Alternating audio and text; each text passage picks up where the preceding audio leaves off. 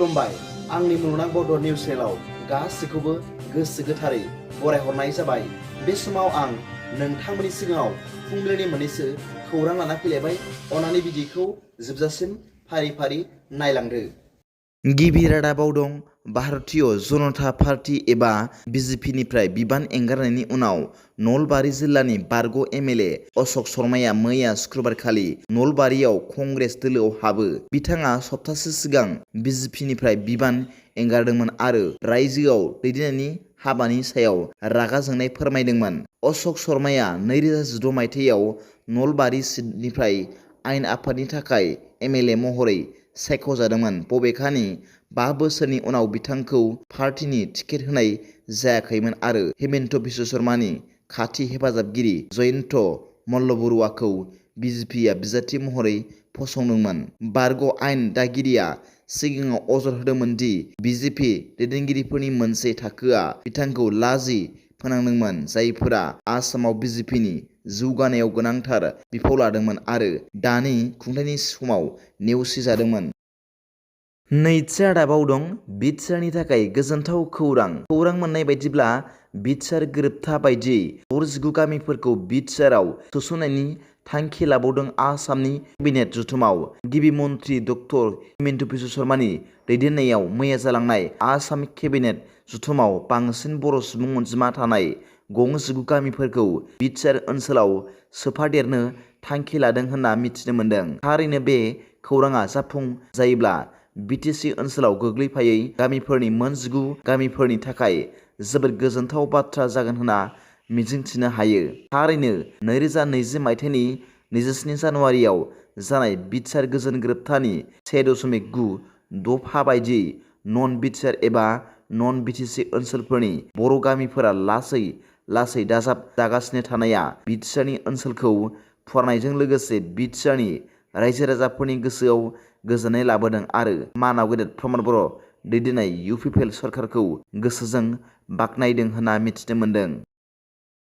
थामथि रादाबाव दं Jorhat medical college आरो देहा फाहामसालियाव एबा GMCआव साख्रि मावनाय सासे डाक्टरखौ सासे इन्टार्नजों आथोनारि गाज्रि खालामनायनि अजद दैखांनायनि उनाव सासपेन्ड खालामनाय जादों। अजद होनाय बायदिब्ला गाग्लोबजाग्राया देहा फाहामसालियाव हरनि डिउटि खालामनाय समाव माखासे समनि थाखाय जिरायगासिनो दंमोन जेब्ला दायनिगिरिया खाबु लादोंमोन आरो बिथांजोखौ आथोनारि गाग्लोबदोंमोन। दायनिगिरिनि सिनायथिखौ मेटारनिटि बिफाननि सासे PG थामथि सेमिस्टारनि डाक्टर खायरुल इस्लाम होनना मिथिनाय जादों, जाय सासे आइजो डाक्टर इन्टार्नजों बे मुगैथाव खामानिखौ मावदोंमोन। बे बाथ्राखौ मिथिनायनि उनाव देहा फाहामसालिनि बिबानगिरिफोरा बिथांखौ सासपेन्ड खालामदोंमोन आरो जाथायनि सायाव नायबिजिरनायखौ जागायदोंमोन। मेडिकेल कलेजनि गोजौ बिबानगिरिफोरा बे आयदाखौ नायबिजिरनो थाखाय मोनसे नायबिजिरग्रा आफाद दादों।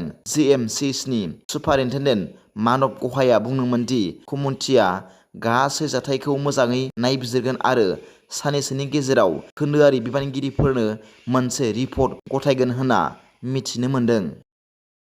ब्रैथि रादाबाव दं तामुलपुराव गिख्रंथाव लामा जाब्रबथाय।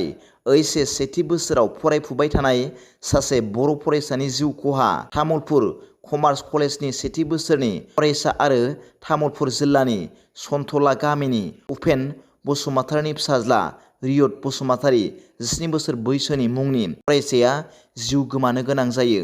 सेसापानि गामि आरो तामुलपुर कमार्स कलेजनि सेथि बोसोरनि फरायसा रिन्दाव नार्जारी 17 बोसोर बैसोनि आरो रिक्सा सालायग्रा हाफिजुद्दिन आली 22 बोसोर बैसोआ गोब्राब जोखोम जायो। मैया तामुलपुर बरकफा पेट्रल पाम्पनि साखाथियाव गंसे EC25GR5221 ई-रिक्साखौ सौग्रावनायाव सानैबो फरायसाया गंसे H25Q4689 बाइकजों तामुलपुर कमार्स कलेजसिम थांगासिनो दंमोन। बे जाथायाव फरायसा रियद बसुमतारीनि जिउ खहा जायो आरो फरायसा रिन्दाव नार्जारीजों लोगोसे रिक्सा सालायग्रा हाफिजुद्दिन आलीआ गोब्राब जोखोम जायो। दिनैनि फुंबिलिनि मोननैसो खौरांफोरा दा बेखिनिल'मोन। भिडिअखौ मोजां मोनदोंब्ला आंनि बे मुलुगनां बड' निउस चेनेलखौ अन्नानै साबस्क्राइब खालाम। जायफ्रा गोदानै नायदोंब्ला एसेनोसै, गोजोन्थों।